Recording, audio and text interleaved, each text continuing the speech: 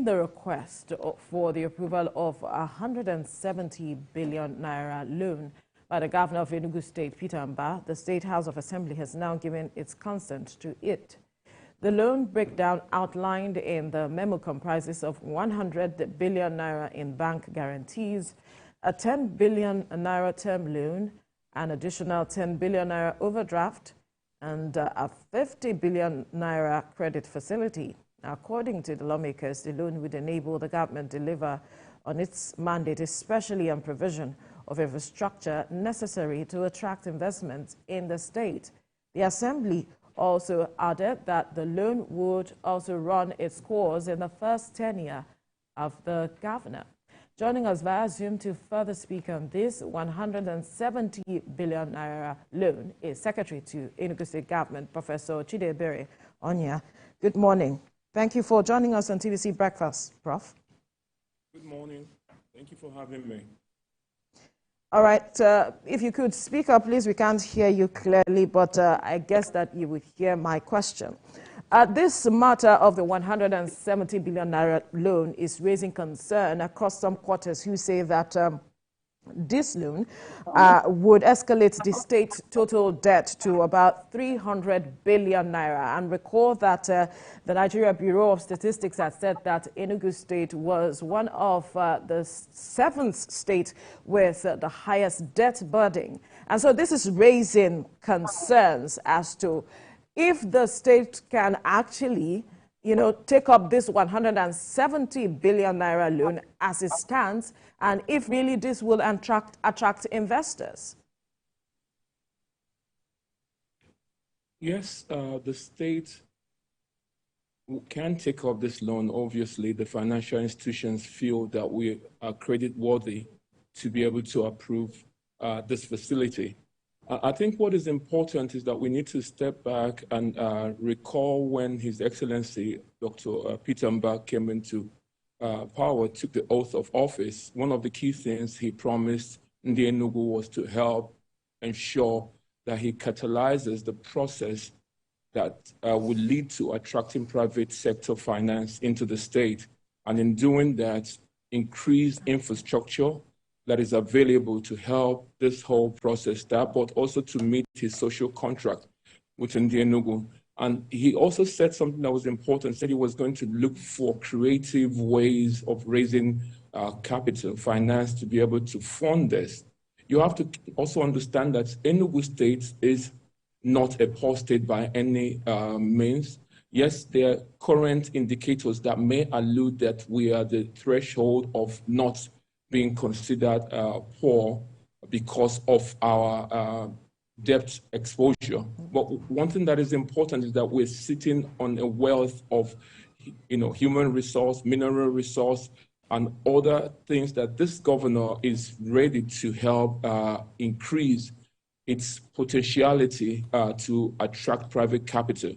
When we started, His Excellency found out that one key thing that was going to help increase private sector investment in Enugu was to address the issue of insecurity.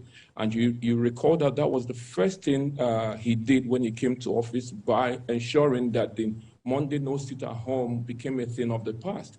Followed up with an investment roundtable where we presented close to a $2 billion pipeline of potential bankable projects. We set it out before development finance institutions, in front of investors. It was very targeted, and in front of IFIs. They all gathered in Enugu to talk about these projects. Now, keep in mind that these projects are going to go through a curation process.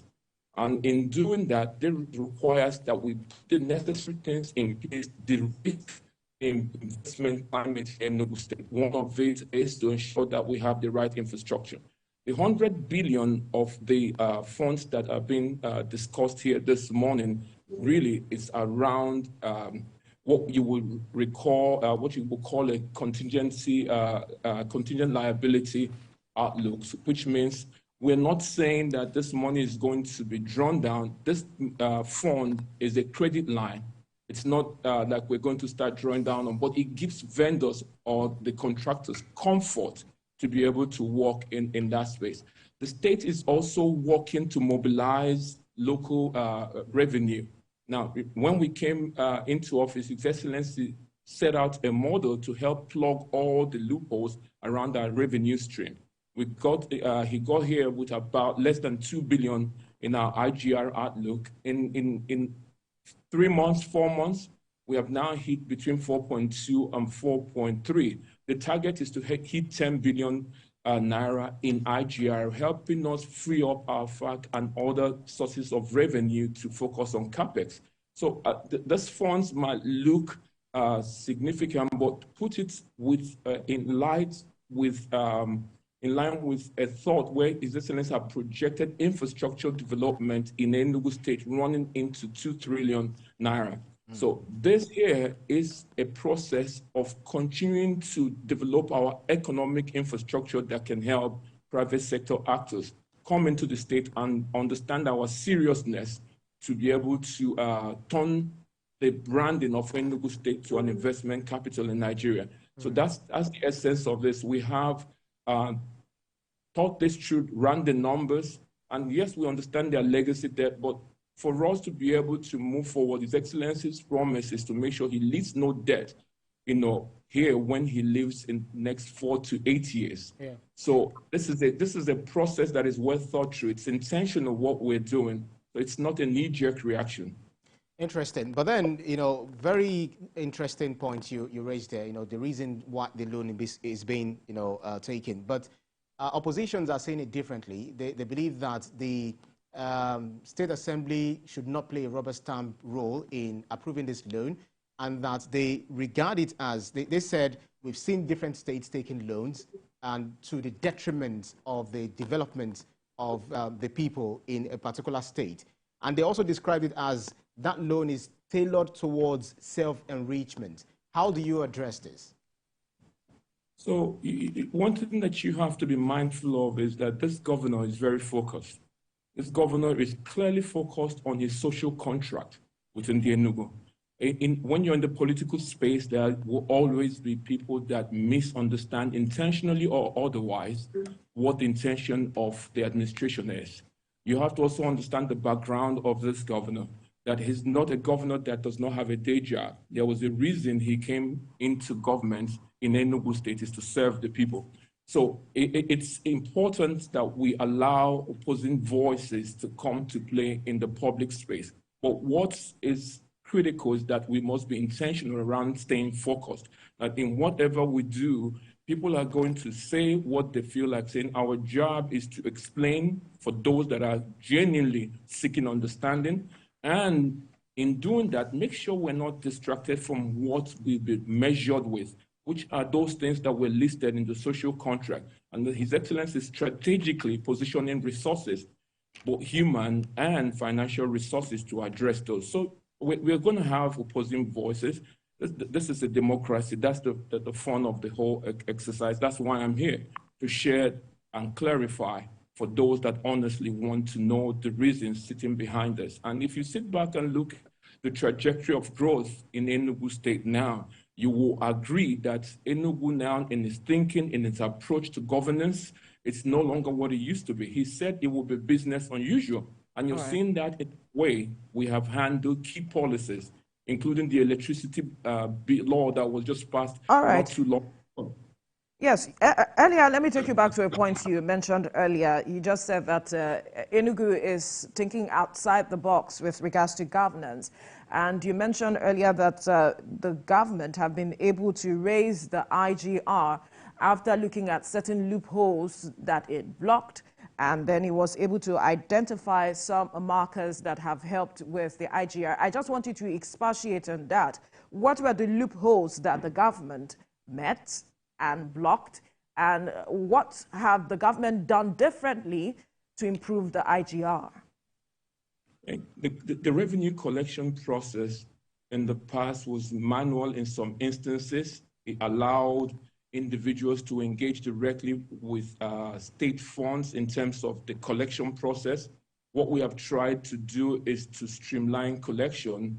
We also deploying technology to help us in doing that. So what we're doing on the back end of our e-governance model is to be able to write the algorithm that addresses those process loopholes that we've identified. And in doing that, streamline the collection and make it difficult for what would normally be avenues of people deciding to collect state funds to almost be impossible.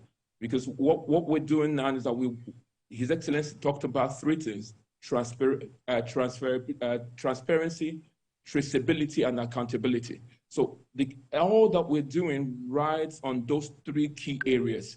It makes it challenging for those that were in the past using this as a mechanism to raise private finance to be able to no longer do that. We have also gone to renegotiate a few of the things in terms of the vendors that we have. We have also gone to begin to look at some of the revenue we can raise from our housing development, from the Ministry of Lands, also plugging all the loopholes in our processes. So technology was a key driver, and beginning to look at the policies that allowed people in the past to have access to public finance. So those are some of the key things we've done. Our e-governance model is almost in place. Over 150 MDAs have now been tapped into it, where the process of our digitization process and digitalization both are running simultaneously. This processes make it difficult for funds to not be able to go towards where it was meant to, which is the state coffers that will allow us to be able to develop the state in the way His Excellency set out his growth target. In plugging the new loopholes and generating more revenue for the state, the government of Enugu State has said that he's looking towards curbing illegal mining in the state, and because of the impact it has had on the causing environmental degradation to the state. But the question here is, they said they are also, your government said it is also going to, generate or put in about 1 billion naira into the state environmental remediation fund. Could you expatiate on this for us to understand? Because some will say they are not illegal miners; they are just, making ends meet for themselves and also contributing to the development of the state. So it's important that we separate 2 points. The first point is that we are not contesting the licensing process from the federal government as it relates to mining licenses. What we are concerned about is the environmental degradation and the harm it causes to our state, to our people, to our environment. Enugu State, is prone to certain environmental challenges, and we're very intentional. When this governor came into office, he was very clear in his mind that we are going to address all the issues that may present a challenge for the future, because you do know that the environmental degradation issues that will arise from this, including potential pollution of water sources, will present a problem for citizens down the line.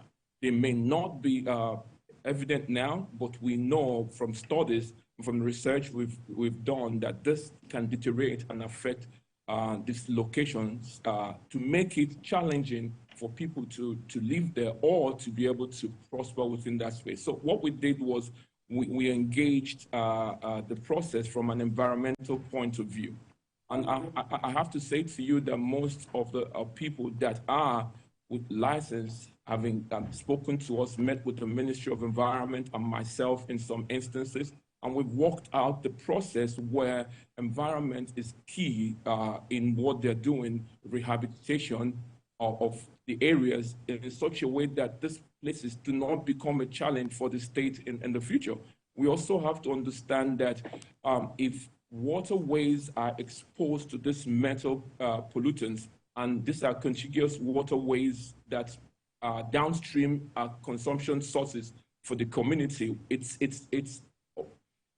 necessary for His Excellency to think very carefully about the people, his citizens, that it is his mandate to protect. So we engage this from both an environmental point of view and an understanding that Enugu State is open for investment. The investors are very clear that we are not doing this to undermine the credibility of their businesses, hence the engagement that we've done. And what we've said is that let there be a trust fund that is independent of government and the company, but that trust fund addresses degradation issues and in some cases reforestation, and addresses the healing of waterways in places that our citizens are exposed to contaminants.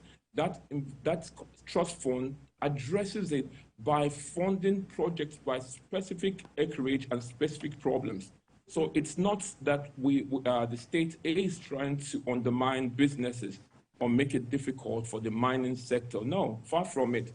We just focus on the environmental challenges that this can constitute for our people further down the line. His Excellency may not be the governor then, he would have left, but we leave a legacy. Everything that he's doing here, it's aligned to a sense of sustainability. Thinking things, looking at further down the line, what the implications can be for his people. So that's what you've noticed that is going on. And we have an amicable resolution process, and it's working. Invariably, what you are saying is that the government is trying to regulate the activities of miners in the state, as it is. Not necessarily. Not necessarily. What I'm saying is that regulation was already built into what the Ministry of Environment ought to be doing. All we're doing is like every other thing that we're doing in the state now, is to escalate the visibility and the professionalism that sits behind it, because every ministry has its own performance indicators, its target. And since we as a state is hoping in the very nearest future to begin to raise climate finance, our environmental awareness must be very clear. Our focus on reducing our carbon footprints must be very clear. And the investors in this space don't understand. So the regulatory process is one that's already built into what the Ministry of Environment needs to be doing.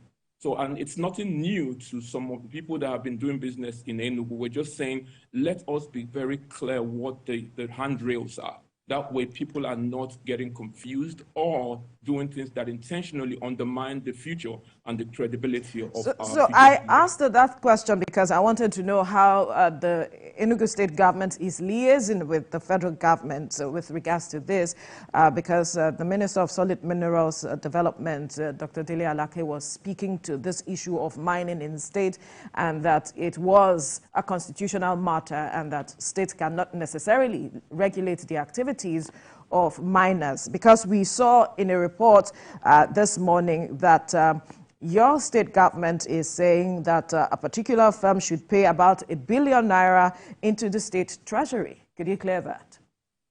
Yeah, so again, I go back to the environmental law and the environmental responsibility that we have, both from a moral point of view and an economic point of view, because the economic aspect of it is that when this degradation happens, when the erosion or environmental challenges unique to our own state begins to occur, the state takes from its resources to mitigate against that. So it's important that we understand the difference here. We are not joining issues with the Honorable Minister. We're not contesting the right of the federal government to license. What we're saying is that as it relates to environmental issues in the state, we have to put this in place to ensure that those things are adhered to and that our citizens and our state is protected against activities that may undermine the health or undermine the productivity of citizens within those spaces. So these are two separate things, and we've been very clear about it. We've been very clear. So the Honorable Minister's comment, is fine. There's no contesting that. But I also want people to understand clearly that Enugu State government, in its environmental laws, have an obligation to protect its people. And that's what we're doing. And we're doing it in collaboration with these investors, and they understand the essence of setting an independent trust fund that will address the issues that arise from the mining activities, or for that matter, any mining in the state or any activity in the state that may jeopardize the environment and affect the lives of our people. That's all we're saying.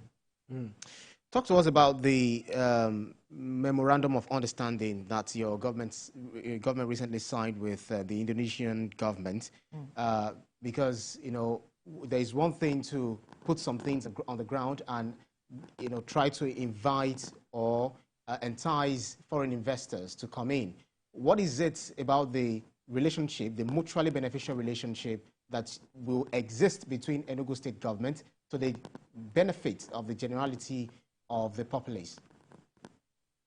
Yes, so Enugu State, on the 1st of September, I had mentioned this a bit earlier in my comments. 1st of September, we had a business investment roundtable where we presented about $2 billion worth of pipeline opportunities for investors to show interest and work with us through the process from curation to bankability.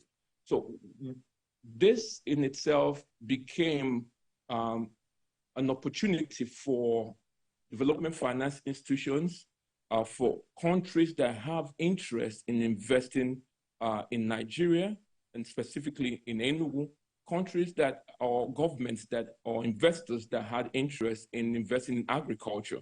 So what we did with the visit of the Indonesian ambassador to His Excellency in Enugu here at the Lion Building was to discuss areas of mutual benefit.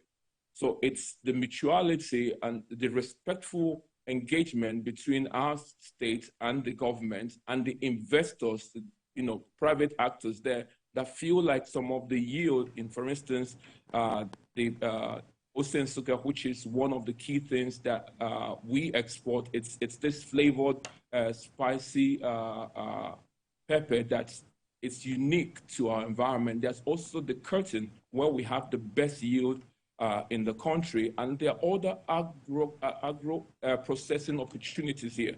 You do recall that when His Excellency came, we set out a plan with the African Development Bank to tie into their special agro-processing zone opportunity. But not just one, we're looking at 3 different agro-processing zones around the 3 different senatorial zones, which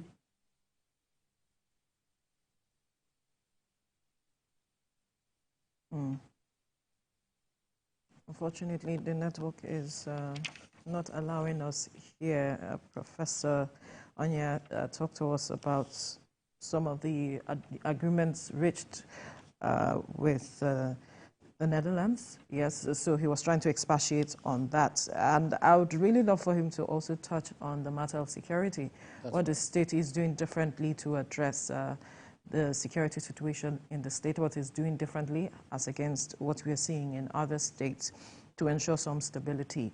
And yes, the governor wants to position the state economically, because if the security situation is not stable, how is he trying to achieve what he wants to achieve? Those are critical issues I'd like for him to speak with. And I hope that we can do that before we wrap up conversations. But it's important that we get this insight with regards to that loan. We have seen how some state governors came in and said that they met a huge debt burden as it is. But then interesting that all of this is to address the matter of infrastructure to develop the state. Well, what are the plans to pay back this debt? Are you going to leave the state with a much more debt burden, plunging the state into a deeper debt burden as it is? These are the issues that we will hope that Professor Anya, thank you for joining us again. Because of our time, I will be asking you 2 questions in one. What the state governor is doing with regards to the matters of addressing security issues. We know he's trying to position the state economy such that it can be, the IGR can improve as it is. What is the state governor doing differently to address the security challenges? And then how is it looking to addressing the debt burden that we're already seeing? Yes, it is borrowing to improve infrastructural development in the state. But how does he intend to pay back this debt? These are other critical issues that we're hoping to get clarity to. Thank you so much. His Excellency is planning to pay back the debt by improving investment opportunities in Enugu State. You have to understand that if you step back and look at the model he's put in place, that is one that is not going to be dependent on the FAC allocations coming in. he set out the FAC allocation over 4 years. There's no way it can meet the $2 trillion investment outlook. The new Enugu City is one of the key things he's doing. Improving our premium opportunities in our land ministry is another opportunity. We're looking at differences in the health sector, in the technology sector. Our transport engagement, we're looking at projection from 100 million of what it used to be in the past to a 13 billion Naira growth over the next 4 years with the partnerships we're going into now. So we're very targeted across all the sectors what generation outlook will look like. And paying this debt is very critical for His Excellency. His intention is not to leave any debt for the state. That's why he's exposing the state to a lot of investment opportunities by building the right pillars in. And we're getting the type of interest that we want because people understand that when you're dealing with someone that comes from the private sector and he surrounded himself with a team of technocrats, people that are very focused on delivery, there's going to be a change in the way things are done. And leaving debt for the citizens of Enugu is not his priority. He wants to pay off everything that is borrowed and even address the bills. So that's very important for him. And on the security matter you talked about, you recall that when we came, that he quickly addressed a call for a Security Council meeting. And at the end of that meeting, he set out the key parameters for things to begin to work differently in Enugu State. We've had engagements at all levels with different stakeholders. He's adopted a kinetic and non-kinetic model. He's deploying technology with fiber optic cables and CCTV cameras in strategic locations in the state ongoing right now. We've also have a distress response team that is positioned as strategic areas within the state that people can call with a line. Also, people can call to get a response and assistance. We've also begun to manage the public space where people are not used as conduits to be spreading fake news. And as things are going, the citizens of Enugu have bought into His Excellency's vision, and they have become our foot soldiers to be able to share some of the key things that are being done in the security space. So it's an ongoing process. It's not something that he's doing as a one-off thing, but you can see now in Enugu, Enugu is the safest. You cannot have heard of any sense of insecurity in the state around what it used to be before the sit-at-home normally was addressed. Then we do have instances, but His Excellency is very determined with the security team across all security agencies working in complementarity to address that. So we know that in the risk, any business climate, security is one of the key things. And His Excellency is not unmindful of that. So he's very deliberate in the things he's doing in that space. All right. So one, he's not planning to leave anything behind. Two, security is critical and paramount for him. Okay, thank you. That's a fine place to leave the conversation. Professor Chidebere Onya, Secretary to Enugu State Government. Thank you for your time on the program. Thank you.